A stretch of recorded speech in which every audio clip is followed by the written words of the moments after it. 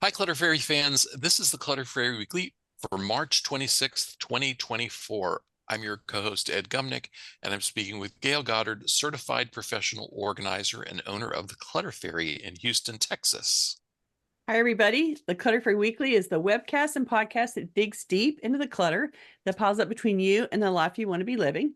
We explore the habits and behaviors that lead to clutter, and we suggest strategies to slow the accumulation, reduce the collection, and comfortably manage the stuff we decide to keep. If you're new to our Zoom meeting, we want to let you know that you can share your comments and questions via the chat feature, and I'll try to make sure Gayle gets to them before we move on to another topic. You can also use the raise hand feature if you'd like to ask a question or make a comment yourself via audio or video. And we are streaming the webcast live on Facebook as well, so you can ask your questions and make comments there as well. And I'll relay them to Gayle. We're going to start by recapping last week's weekly tittle, which was called Sweat the Small Stuff. The assignment was to take control of a collection of small items. Let's hear from our participants in Zoom and on Facebook. Who decluttered and organized their whatnots, doodads, and thingamajigs this week? Please let us know in the comments. YouTube viewer CM shared this tittle report. Thank you for your excellent explanations of how and why organizing small things is so irritating. For the challenge this week, I realized I already have some small pocket hangers for organizing jewelry that I can use for organizing other small things like makeup, small sewing supplies, spice packets, lotion and cosmetic samples, tiny office supplies, and medicines. About using those jewelry hangers for medicines, I think it will be a wonderful solution because I can hang it in my closet among my clothes in an optimal dry and dark area, out of reach and hidden from children, but easy enough for me to access easily. I'll tie a red ribbon around the hanger so I can spot it in the crowded closet. This solution is a win-win because I recently decluttered junk jewelry, which left me with empty hanging jewelry organizers. So by decluttering junk jewelry, I gained perfect organizers for other tiny items. I love hearing a story like this. It's a side benefit of decluttering that working through one area or collection can sometimes provide the perfect solution for another organizing problem you're dealing with. And in this case, out goes the junk jewelry, in comes the home pharmacy, that to be hidden in the dark closet, which is a perfect place for it. It's a great adaptation and a good solution for many of the over-the-counter meds we stock at home. So thanks for that idea, and congrats on repurposing your empty organizers for the next thing.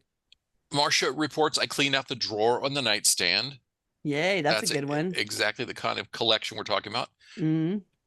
Ginger says, I gave this a lot of thought. I went from room to room, open drawers, cabinets, and closets. I can honestly report this is not a problem for me. Perhaps it's my need to maintain order.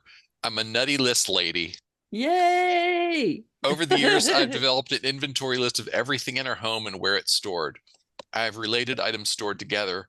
Every storage space has a dedicated storage job, and it's named.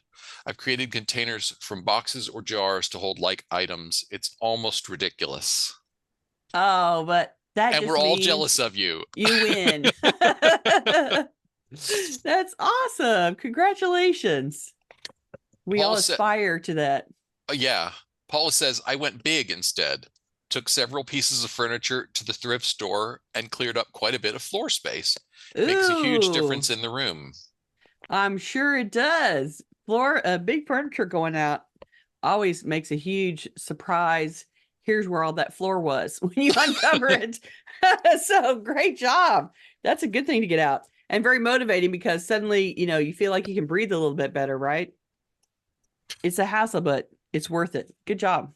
Deborah reports cleared a shoe cupboard and found all sorts of crapola that had collected inside. I hope that doesn't, we don't have to mark that as explicit for YouTube, do we? I think crapola probably is okay.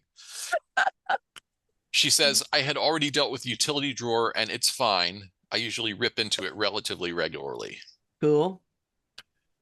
Connie says, only cleaned the sewing box and pen and pencils drawer. Hey, oh, don't say only. That's good. Say, I cleaned the sewing box and the pen and pencil drawer. You don't realize how many times I do that kind of stuff on clients where the sewing box will come up and there'll be things that need to go in the sewing box and they haven't been put in the sewing box because the sewing box is a wreck.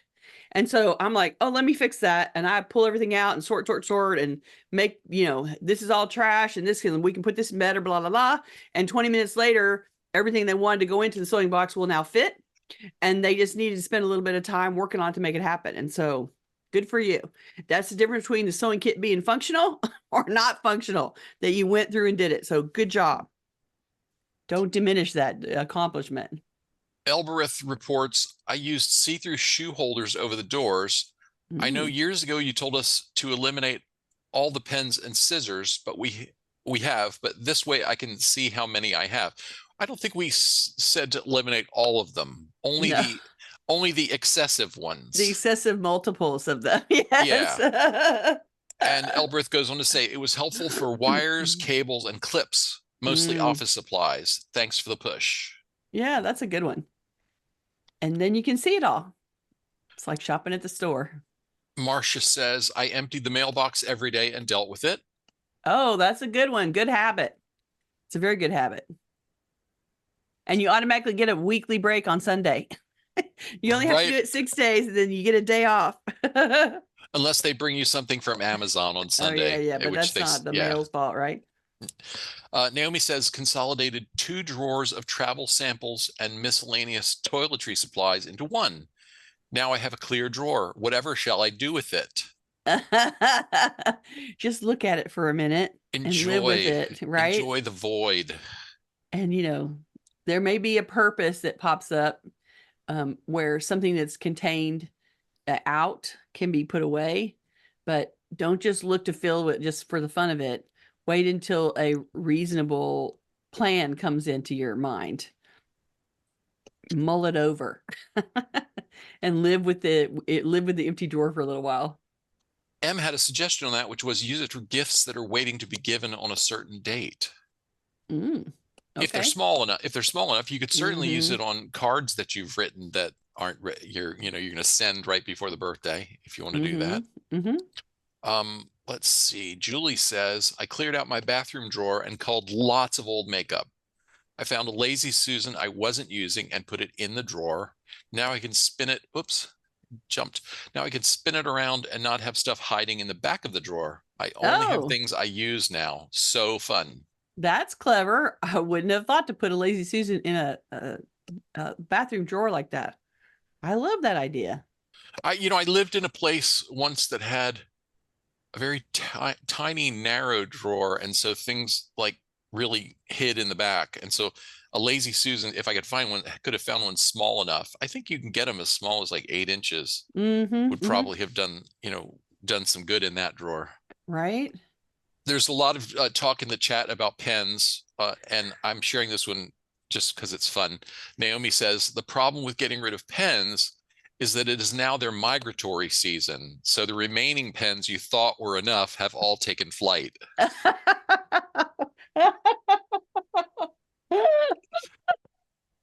That's funny.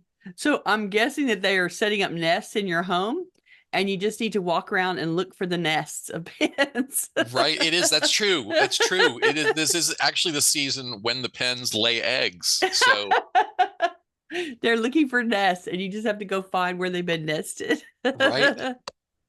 Okay. We had another, while I was browsing YouTube comments, looking for Tittle reports, I ran across another comment that I thought might benefit other members of our audience. This one is from frequent contributor Roz. Roz writes, the thing I am discovering is that for me, any system leads to an improved system, which I would not have discovered if I had not implemented the first pass system. I have for the moment finished with my big stuff, so now it is time for the small stuff. Roz has made a really powerful observation here, which is that the first step towards a great system is any system that gets you moving forward, no matter how imperfect.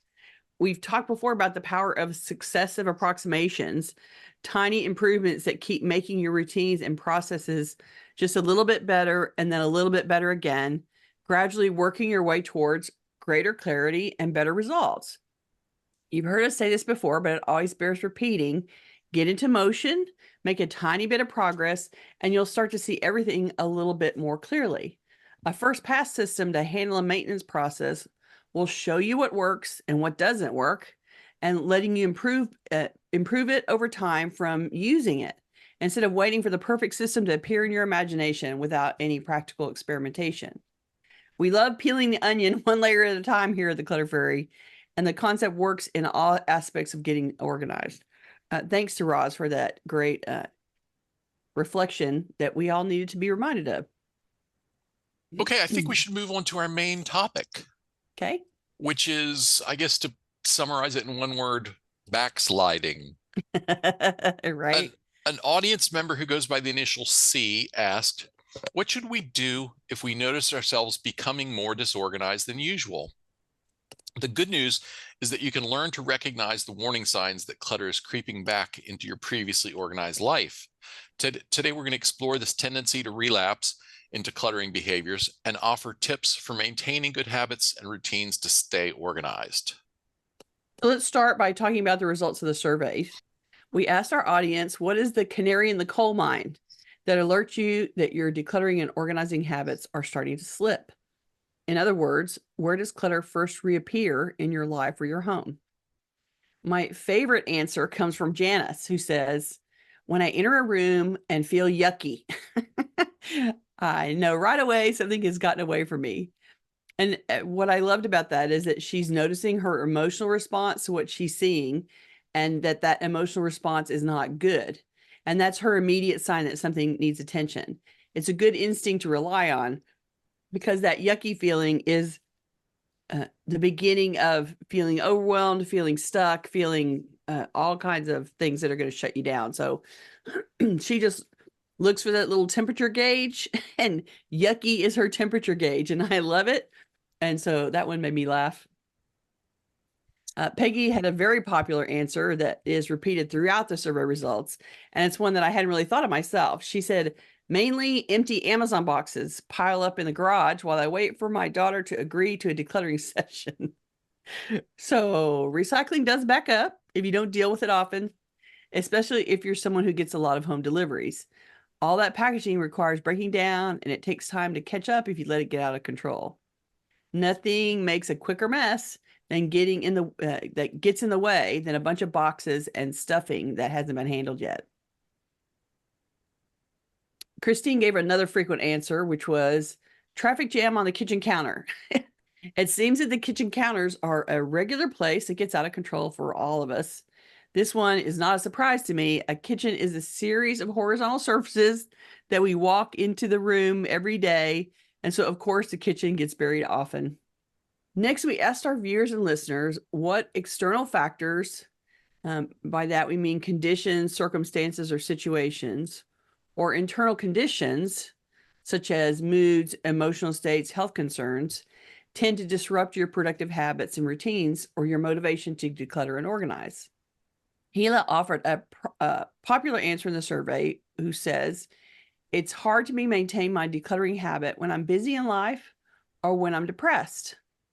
And lots of you mentioned depression as a stumbling block, and being busy, whether that's from a long work week or lots of time caretaking for someone beside yourself. Anything that takes a large portion of your time seems to eat into the time you have to deal with clutter. And truly, this is just an argument for vastly reducing your home contents. So there's less to deal with, and you can keep maintaining the house within the time limits you have to give it. I'm never going to tell you you need to make your house more important than something else in your life.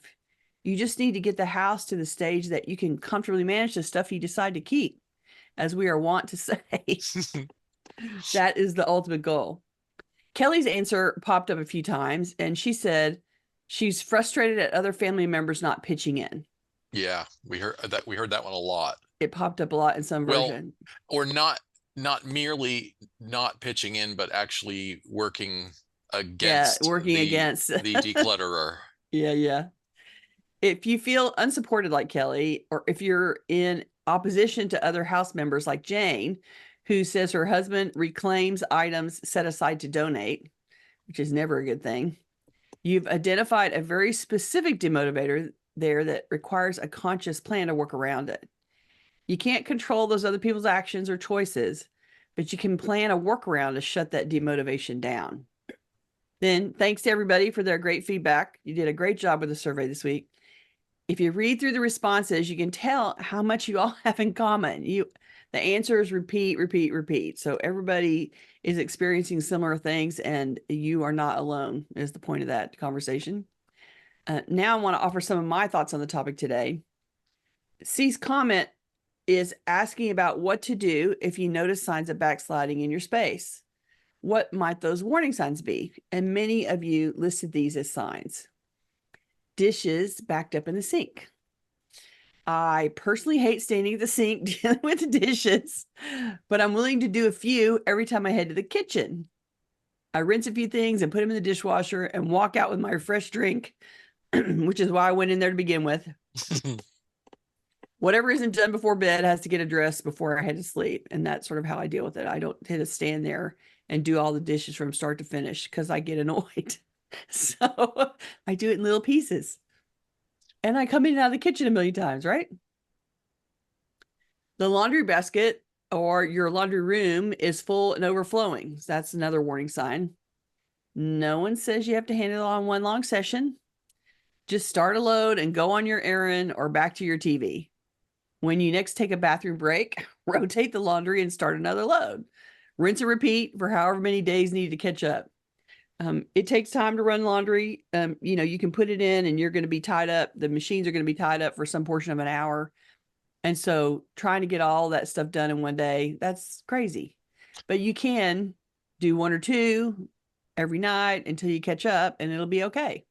We have one of those absurdly water efficient newer washers that where the trade-off seems to be, yeah, it doesn't use very much water, but it takes a year and a day to do a load of To laundry. I finish don't the know if anyone laundry. else experiences this. Yeah, I'm We sure. did eventually figure out that there was a setting on our dishwasher that was clicked by default that you need to unclick that added about an hour and a half to the dishwasher cycle.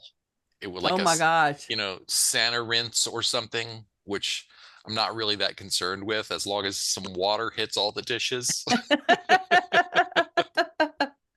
Wow, yeah. So the I have a do sanitizing rinse can I have be We have a dog, so I assume that nothing we're eating off of is ever really completely sanitary. There's, dog hair everywhere all the time. But I Oh, digress. I just figured that, you share the germs of your pets. Like everybody's in Exactly. the house together. You guys have collective germ habitat, Right? right? So another warning sign was snail mail that's starting to pile up. You guys know how to break down paperwork into multiple steps, right? We've talked about this a million times. So go to that snail mail pile and make your keep toss pass here. Pull the recycling and shredding out, walk away until another time, process the rest the next time. It doesn't, again, you can do it in stages. And just taking out the recycling, the toss part of that keep toss decision is going to shrink that pile way down. So it's a good first pass to make that will reduce how big the pile is. And then you can circle back another time and do more on it, where you're going to take the bills out and you're going to take the events out and you're going to put the magazine somewhere, and the things that you're keeping that have to go be put somewhere. You can do that in stages as well. Another warning sign, the horizontal surfaces are getting covered up. Most of the things that end up on the kitchen counters are things that belong somewhere else. So chant your Clutter Fairy mantra, no wasted trip, and take one thing out with you every time you leave the kitchen to head somewhere else. Go into the bedroom, then grab one thing on the counter that lives in the bedroom and take it with you.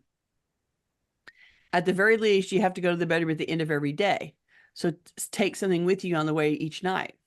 One of the things that I do is I go back into the bedroom to use the restroom.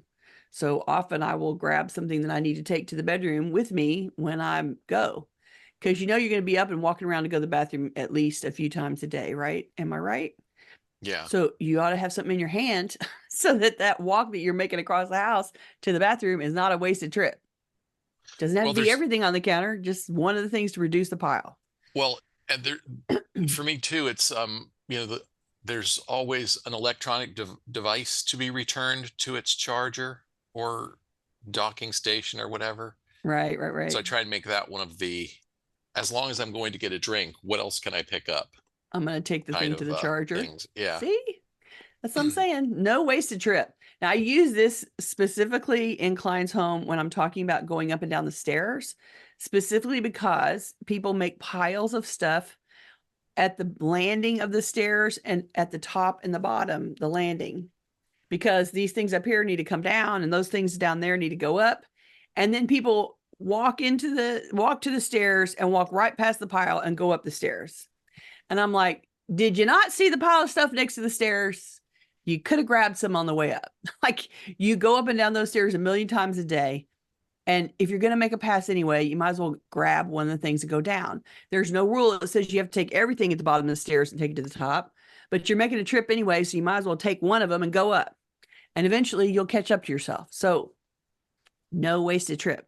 It applies anytime you stand up to go to the bathroom, you stand up to go to the kitchen to get a drink or something to eat, you stand up to let the cats out, like you stand up to let the cats in. For me, it's I have to get up to let the cats in and out 100 million times.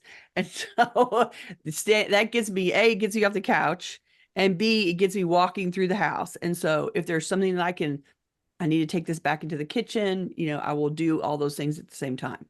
So whatever triggers you right now to get up and move, let that be a trip that also has something in your hand going somewhere. So another warning sign is there are things piled on the floor in the public living spaces like the TV room or the entry hall. And about that, I'll say dropping things on the way in or the way out, on the way in after being out or on the way out before you come back in. For some of those things, we do this a lot. Like we come in and we drop things because we've just been out and we're tired. You don't want to handle it when you first get home. You just want to collapse. But later on, you can circle back to those drop things and handle one of the bags. Just pick up one bag and make yourself handle the contents of one bag completely. Again, you don't have to do it all at once. You can do it in stages. And so if you came in with 4 bags and you were exhausted and you've been out all day running around and you come in, you throw it all in the entryway, fine, and go rest and go make dinner or whatever you're doing. But then you can come back later and grab a bag and process it. And tomorrow you can grab a bag and process it and eventually get those things off the floor and out of your house. This one specifically, instead of other horizontal surfaces, we're talking about kitchen counters have gotten covered with stuff that don't belong there. So sorting through it is a good first step. You'll end up throwing a bunch of stuff out and returning a few things that don't that belong elsewhere in the kitchen. Probably, like you might realize that one of your utensils got mixed in with a pile and it really needs to be in the drawer or whatever. You can relocate those things within the kitchen. Then it's a matter of relocating what you've sorted to where it goes one step at a time. And you're going in the kitchen multiple times today. So go in there, grab one of those things when you go out, take it with you. That's what I'm saying. Pathway into another warning sign was that the pathway into the closet, it's getting choked up, preventing easy access to the closet. So how much of that is dirty laundry? How much is clothes that need to be hung up or put away? How much is your shoes or shopping bags or other things that got dropped there before the processing is complete? It's time to jump in and complete the last step here. So take the dirty laundry and put it in a hamper. Hang up the clothes that need to be hung up. Put the shoes up in the shoe tree. Pull the shopping bag and empty it and process the bag. Those are all steps that can be taken separately. And they're all things that will clear that pathway so that you can walk back into the closet easily again.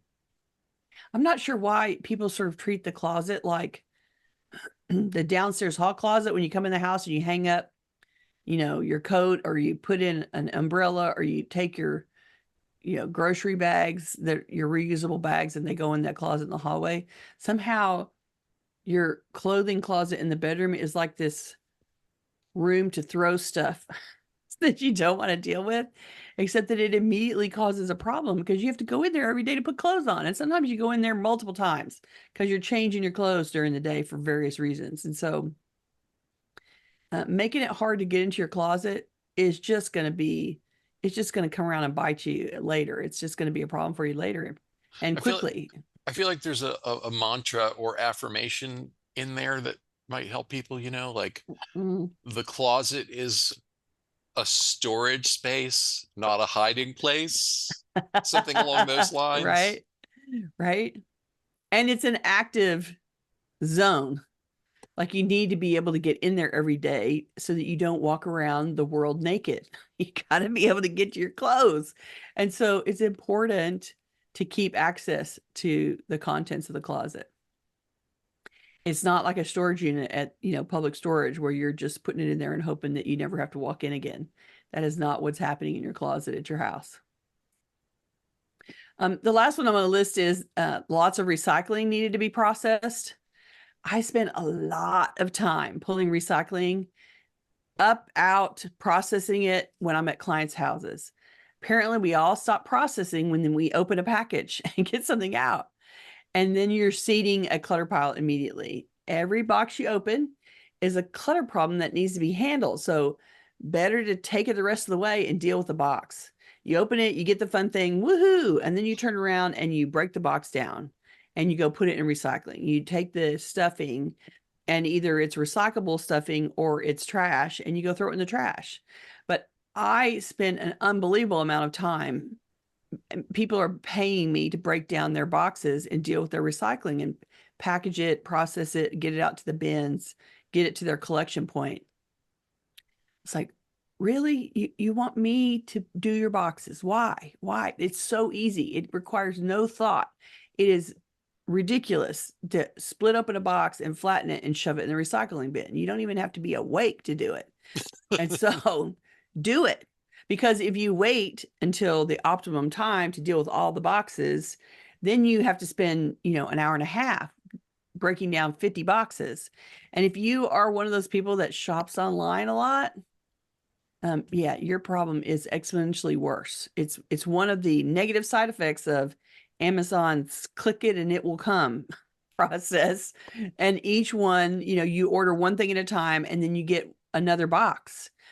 And so I would say if you have a bunch of recycling because you're ordering online, either stop ordering it online and go to the store to buy it so you don't have a box to mess with afterwards, or do a little more consolidated ordering. Don't just order one thing and turn away.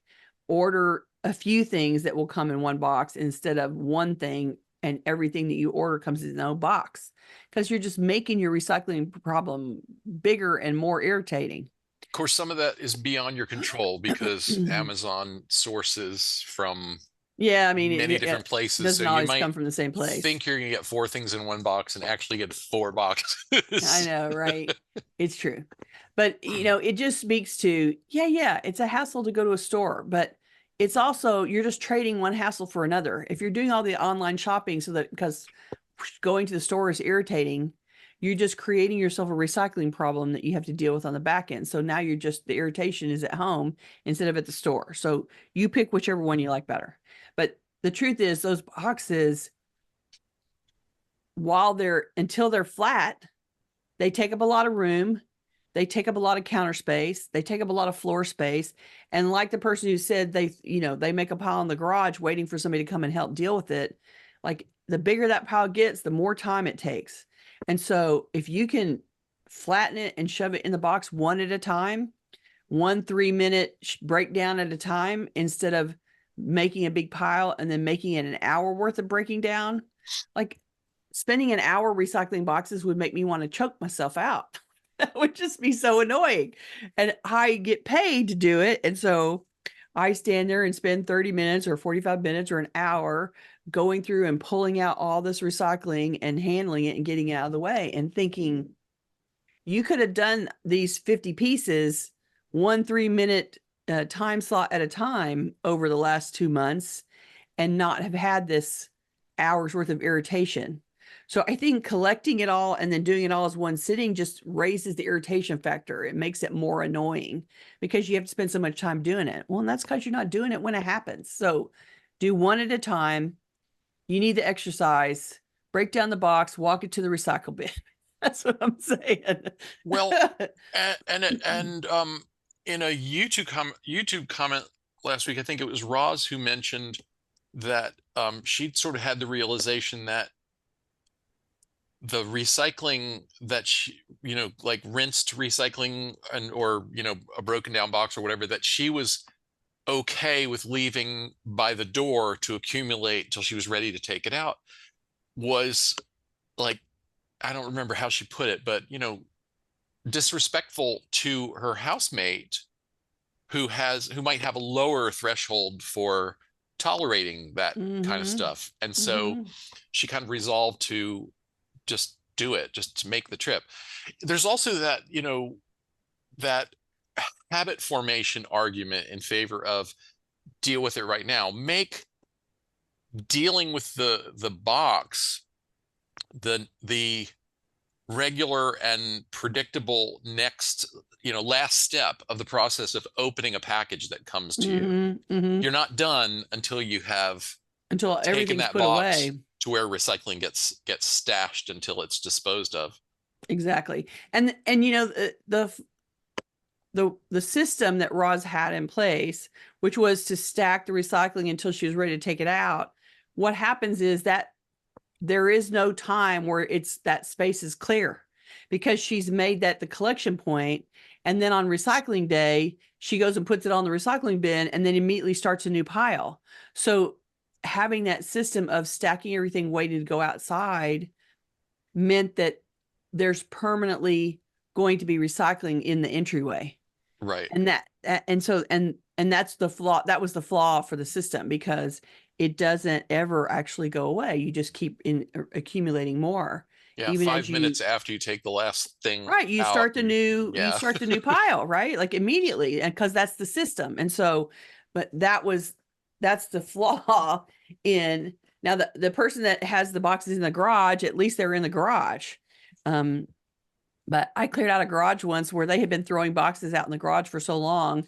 And it was a huge, like in the space of where a car was supposed to be, it was a huge pile of empty boxes. And as we, like, they were selling the house, they were moving out, we had to get rid of it all. Right. So I'm breaking my way down through this pile of recycling and trash. And you get down to the bottom third, and it is clear that the mices had made mouse house out of it. Like it was like, ooh, here's some cardboard and it's inside a room and we're good, it's warm here. And they moved in and made, like, reconstituted the bottom third. It was all destroyed. I mean, it was clearly they had been tearing it up, they had been peeing on it, it was all a mess. Ooh. And it was sort of like compost at the bottom. The last foot was kind of composted at that point because it had been, it had been borrowed as mouse house. And for best results, you should really keep your compost piles outdoors. Outside, yes, in a compost container, yes. Um, So, Selena mentioned that one of her canaries in the coal mine is her chair drobe. oh, right, And yeah. Samudra asked, any ideas for clothes not yet dirty but no longer clean? You definitely have to have a system for that, right? You have to designate a spot, and you can either designate a spot in the closet where, this corner over here is where I hang up stuff that I've already worn and I'm just waiting to wear again. Or you can install some hooks over the door, hooks on the wall inside the closet or outside. But basically you have to create a unique parking space for those clothes. And right now, when people throw them on the chair or leave them on the, that's the parking space that you've designated without thinking about it too hard. So instead, recognize that that's how you do your clothes. If you make an evaluation, I only wore this for an hour, I can still wear it again. I wore this today, but I didn't go outside. Whatever the evaluation is that you make, if you are somebody who always hangs stuff up and uses them again, then you need to create a parking space for them that works for you, that it isn't laying them on the chair or the exercise machine. Right. The Stairmaster or the treadmill sometimes become the chair drobe, Or the and floor people drobe. drape and The dreaded floor drobe. exactly. And so, you need to recognize that this is a habit and this is how you deal with your clothes. and they need their own dedicated parking space. I have Figure it out. a hook solution. Mine is one of those over the door racks, and Mm, it's got about, I guess it's 2 rows of 8 hooks. You know, there are up hooks and some ones that mm, dip down, mm-hmm. and it doubles as, you know, it's a place to store belts. I have very small wardrobe in Right, right, case it right. wasn't obvious from the fact that you see me in a black t-shirt more weeks than not. But it stores belts, and then it's where I put my one pair of, these are what I wear if it's below 20 outside, Ah, sweats. And then the number of hooks is kind of the limiting factor, and yeah. so I can put things to be reworn up there until it's full, and then I have to make choices about what's the thing that's the most ready for the laundry. Right. At some point, you have to give up and put them in the laundry, right? Yeah, Yeah. What, we all tend to wear jeans more than once. There's right, something about jean fabric that feels like it's kind of impervious. So right. I don't know how true that is, but it is how we feel about it. And so being able to hang up a pair of jeans on a hook that you're going to wear again, or a pair of shorts you're going to put on again, a perfectly reasonable thing to do. You just need to plan for it. And so either designate, this foot or is where I hang up stuff that I'm going to wear again, and put it, let it be the foot of the closet that is closest to the wash, the laundry basket. And then, or put some hooks up that does the same thing. I also wanted to note several people mentioned the dining room table. You didn't mention that, right? Right, right, right. And I Another think horizontal surface. it's another horizontal surface, and it's also a reflection on the fact that, you know, modern lifestyles, we just don't seem to eat at the dining room table very often, so Mm. it becomes a magnet. Well, and it is the one large flat table in the house. So, you know, when you're starting to do crafts, it looks very appealing. When you're starting to do a big sort project, it's like it's a pop-up table that you don't have to pop up. Right? Like the dining table is that large surface that becomes a work space because it's large and it's in the house and it's already set up. And so if you don't eat dinner at the table every night, it gets co-opted a lot. That's not unusual. One comment I want to share, I haven't heard of this, but Anita says, I put my flattened boxes in the car and get rid of them at my church's paper gator bin at least once a week. Oh, Maybe there's a gator near you. They are used for fundraising. So I would cool. say look online to see, search on paper gator and the name of your town or neighborhood and And see it is whether true that a there lot might of be one. churches have sets of recycling bins on their property somewhere, usually somewhere in the big parking lot. And I'm not sure why, except that maybe they participate in the revenue that it generates somehow. But it seems to be behind schools. Like I have an elementary school near me, and they have a whole bunch of recycling things there. And the public is allowed to come up and put things in their bins. And then on churches as well. And so even if you can't get to an official, here's the city recycling drop off, there's probably at least a paper drop off, paper cardboard drop off at a nearby church or school, and that is much closer to your house. Worth looking it up. M mentions that worse than the chair drobe or the what else do we say besides floor drobe? The Oh. the exercise machine drobe is using the upright vacuum cleaner as a clothing catcher. Oh my goodness. That's a particularly bad one because it only holds about one thing before it topples over. I know, right? I was just thinking the same thing. It's like, man, if I put something on that would be on the floor immediately. It could not cope with that. It is not designed for that weight at the top. That's so funny. She must have a very sturdy vacuum cleaner. Michael suggested, well, she said, but it's worse. So yeah, that's not working for her either. Right? Michael suggested another neologism for us, which is clurty, not clean, not dirty. Clarity. don't know if that one's going to catch on, but we'll see what we could But do. I like it. It's clever. It's true. It's like, this isn't really clean somehow, but it's not really dirty either. One of the ways that you can convince yourself to put dirty clothes into the washing is into the hamper is to smell them. If you pick them up and smell the fabric, sometimes the smell, there will be an odor that allows you to go, oh, that needs to be cleaned. And you can put it like it looks clean, but it may not smell clean. And so one of the ways you can filter is by smelling the fabric. There, Yes, go ahead. that is the one and only method I use. The ultimate honestly, sniff test, right? Yes. Yep. Julie says, I set my dining room table with my china and silverware like I'm going to have a dinner party. The family walks by it now and they don't dump everything there. It looks pretty too. Ooh. Just remember to dust it occasionally. Right. But I think that's interesting that she's visually blocking them by creating, a scene with the dishes. So it's all set. And so then it interrupts the horizontal surface. It doesn't look like a flat surface that's accessible because they can't really lay things down on top of the plates without causing a problem. And so very clever. That's kind of like, samurai bait and switch there. Right. Well, really, I like it. I'm not going to try and find it, so I'm not going to be able to attribute this comment. But someone mentioned wanting to like build some sort of pyramid on top of the refrigerator, so that her husband could not keep trying to stack things up there. Stop putting things up there. So it's probably because he's taller, and it's a horizontal surface he can reach, which makes it more accessible for him. You might want to find something permanently to store up there as a blocking mechanism.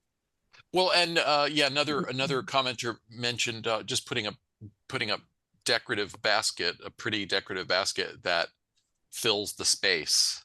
Right. Of course, if it's small enough, he'll put it in the basket. Right. Like, oh, well, thank you for putting this basket for me to stash stuff in up there. Well, if you can't see it, it might work. You visually can't see it, but he knows it's up there.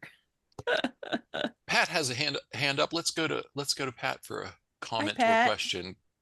Go ahead, Pat. Yeah, I'm the one that suggested the basket because when my dad was living, he would put things on top of anything, and I had a couple empty picnic baskets that I just put up on top of a dresser that were empty where he didn't put anything up there then. So as long as if it's got a lid and it's big enough, it saves the space. Right? Yep. It blocked him from doing that. Yeah, isn't that funny? But it is our response to long flat surface. It looks clean and we can drop things, but having a basket on top means that you've interrupted the flat surface and it doesn't look accessible anymore. So good trick. Good trick on you. I like it. Thank you. Okay, I think we need to talk about next week. Okay. We will not be here next week because Gayle is going to be on her way, winging her way to Long Beach, California. Yep. Right? Long Beach. The annual NAPO Summit. It's gone from being a conference to a summit. Yes, it has. Is that bigger? No, it's a class focus difference. Yeah. Gotcha. Okay, so we're taking the week off. We will not be here April 2nd. We will be back on April 9th at the usual time, and we will be back in sync with the rest of the world on the whole daylight saving thing, because the rest of you who change will have changed by then. Woohoo. And that's gonna be an Ask Us Anything episode. We're still narrowing the field on topics, but possible discussion points include Earth Day decluttering, how much lining an empty nest really needs, and how to keep your indoor routines going when spring is calling you to play outside. So watch your email for the official announcement of that one. Why don't you give us the tittle? Okay, so this week's tittle is called Deflect the Wrecking Ball. This week's assignment is to make a plan to deflect a wrecking ball that tends to interfere with your good habits and routines when you see it starting to swing your way. If you haven't already taken last week's survey, Write down your favorite answer to the question, what external factor or internal condition tends to disrupt your productive habits or routines or your motivation to declutter and organize? Your answer to that question is what we're calling the wrecking ball. Reflect on how that wrecking ball affects your ability to find the energy and motivation to make progress on decluttering or organizing tasks. Then make a plan for how you might reduce the wrecking ball's effect. Here are a few ideas to get you started. You can write an affirmation that you can repeat to remind yourself of the benefits you're achieving through your decluttering and organizing efforts, like no wasted trip. That's more of a marching order mantra than it is a affirmation. But the idea is something that you can repeat to yourself to be supportive and to remind you why you're doing it and why it's important. Plan time to work on a creative project or a hobby that can provide some relief while your energy and your motivation levels are low. So that's accepting that you are having a low energy or low motivation point and going to do something that feels creative and fun as to give you some relief while you're in that place. You can make a playlist of favorite music, podcast episodes, or other kind of entertainment to distract you and lift your mood when you're struggling to make progress. I will tell you that there is nothing more for me playing music in the car and singing along to stuff that I know the words to and that I find really bouncy and uplifting. That really helps me when I'm feeling low, slow, unmotivated. Putting in some music that I really resonate with and letting it rip, singing out loud in the car where nobody can hear you. It doesn't matter whether you can sing well or not, or doing it in the house is a great way to help elevate your mood. You can write a list of self-care rituals to have at the ready. Nurture your own body and spirit with meditation, exercise, prayer, gardening, any other practice that helps you recharge. And keep your deflection plan accessible and review it every couple of weeks so that you're ready to use it whenever it's needed. You want to be able to think about some things in advance that when you see something swinging at you that's going to demotivate you, that you can go to your plan and say, hey, I'm feeling demotivated today. I'm going to do this instead to try to get my mojo back. The one that stuck out to me in the survey was talking about, I can't remember who it was attributed to now, but the person who said their husband retrieves the things that are set aside for donation. He retrieves them back. I think that was Jane. Maybe. I'm not sure. That's a perfect example of the plan to get around your husband defeating your decluttering efforts by pulling your donations back is that part of your decluttering effort should be immediate removal, that you decide that it needs to be cluttered to be donated and you go put it in the car and you drive it away so that they can't shop it back. Yeah, that was Jane. She said, I fall out of decluttering when my spouse reclaims my items that I am donating. Right. Yeah. So I would bag them up so that they're not easily, they're not as much of a visual trigger. And I would, fill up a small bag, and every time you get that small bag full, go and take it and put it in the car. If you're not done working, you can go back in the house and keep going. And every time you get a bag done, don't sit it there for him to look at, pick it up and walk it into the car. And then, an hour, 2 hours later, however long, but you don't want to sit there for very long, then your wrap up chore is to get in the car and drive those things away and go donate them someplace easy for you to drop off so that it just goes out of the house before he has time to play with it. I mean, you're basically you're ending around your husband's natural tendency to go claw through it, see it, decide that he loves it still and bring it back. Because probably he's not really noticing that anything's gone if you take it and he doesn't get to touch it. And so the trick is get it out. You can't do it for his stuff, but you can do it for your stuff. And so that is a distinction to make, but it's worth it to go through your stuff, make it a bag, get it out of there. Aside from talking about the areas that are a problem, that where cluttering is restarting. The other thing that I would ask is a question specifically about your life. So what's going on right now that's new or different from your usual routines? When you feel yourself backsliding, when you see evidence of something restarting, I want to ask a couple of questions. Has there been a change in the type of or the amount of work that you're doing? Are you in a big project at work? Are you having to work a bunch of overtime? Is there, is there some demand being made on your time at work that is meaning that you're working longer hours or working on the weekends, or that is much more stressful than normal? Ask yourself that question. Are you or anybody else in your family having a new health challenge? That kind of attention, any kind of a health challenge requires a lot of attention.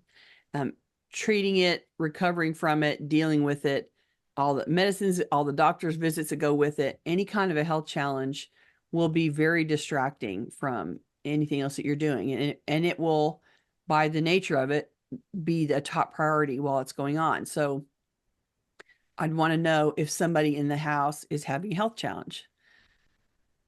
Has your primary relationship changed in some way recently? Are you newly in love? Are you getting a divorce? Is there some kind of illness between the two of you? If your spouse, your significant other, your child, your parent is going through something, some way that relationship has changed, if you are experiencing some kind of change in that main relationship in your life, it's going to be something that disrupts your decluttering routines for sure. Have you suffered a loss, like the loss of a loved one or loss of a job? Any kind of a major loss like that, any kind of grieving that you're going through is definitely going to disrupt your routines. It's going to take priority, and it's going to stall you doing other stuff for a while. Have you changed your job or changed your house? You moved recently, or you're going to a new job. Those kinds of major shifts in your circumstance can have a big impact on your ability to declutter. When you move, of course, it's because everything's in boxes and now you have to put it all away. And there's some time that goes by while you try to put your new house together. And find your habits and routines again. Yeah. Rebuild it around the shape of the house and where things go, and it's all new. So that one's going to disrupt you some. And changing a job where you always go to a job, but if you're used to the route that you take, you're used to the rhythm of your day in an old job, when you go to a new job, all that changes and it's all new and different. And you're talking to new people and you're doing things in a new way and you're driving a new way and it's all new. And so that adjustment to how you spend most of your daily life is going to be disrupting too when it first happens. So any of these things are going to disrupt, and they're going to disrupt your decluttering habits. And I've said a million times, decluttering is the first thing to fall off because it's the least important thing in our lives. The people that you love, the people that you care about, the way that you make money, these are all your kids, your health. These are all way more important than the decluttered house. It's just that a house that is in chaos exacerbates your experience of all of those other things. It makes it harder on your relationship. It makes it harder when you're feeling unwell. It makes it harder when you change a job or you get a divorce. All of the things, you don't want the house to be negatively impacting your ability to cope with all these other things that are so much more important. And so, you fall off the wagon because it's the least important thing when something else that's more important shows up.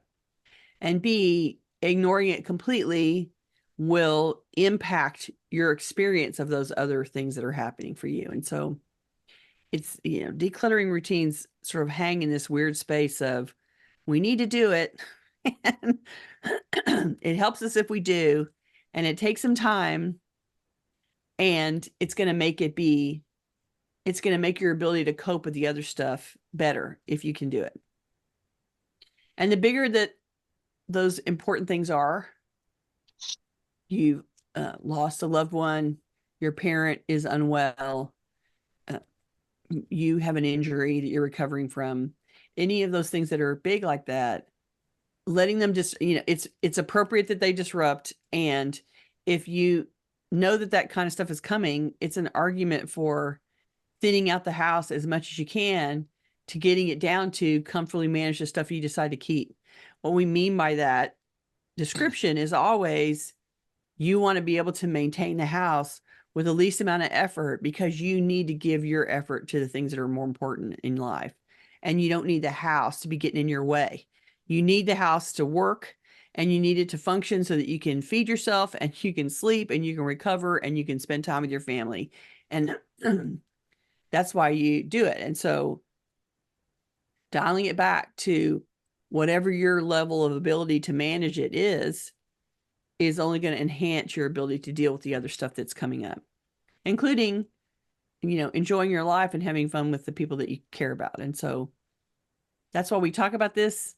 That's why you're here today. Thank you for listening to that topic. But there's one more thing I want to say. Oh, okay. The last survey question was, we asked everybody, what was the last item that you decided to keep just in case? And my favorite answer was from Aaron. Aaron says, very succinctly and to the point, mason jars. I have a problem. I love that answer. And we saw that jars, and mason jars in particular, but jars in general, popped up in the survey a lot. Several people, even the uber organized Ginger, mentioned that jars are an issue for her.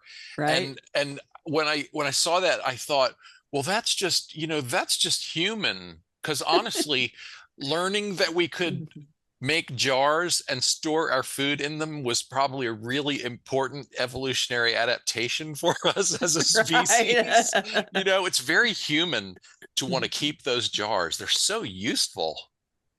Well, and you mentioned too that all of the things that are in museums are jars. Oh yeah, all the oldest artifacts of human civilization are jars, or some kind of container, yeah. Right? And so weapons and jars, ceramic vessels, yeah, weapons. Unfortunately, a lot of those too. But right. Yeah. Deborah calls hers her shiny glass hoard. Yeah, time to get rid of the shiny glass hoard. Okay. Anyway, just thought it was funny, so I had to share it. We're out of time. If you're watching this on YouTube, we would love for you to join us live. To get notifications about upcoming events, we invite you to join the meetup group by visiting cfhou.com/meetup. You can also follow us on Facebook by visiting cfhou.com/Facebook, or join our mailing list by visiting cfhou.com/subscribe. We love to hear from you, so please keep your questions, comments, and topic suggestions coming on Facebook, YouTube, or anywhere that you find us. You can always reach us through our website at clutterfairyhouston.com. Thank you, everybody, for joining us. I'm going to say one thing here, which is cfhou.com/Patreon. We have a few monthly subscribers there, and it would be great if you wanted to help us cover the cost of doing this. We want to keep giving it to you free because we want everybody to learn and grow. We want you to be able to get the help that you need. So if you feel so inspired, that would be awesome. All right. Have a good week. Bye. Bye-bye.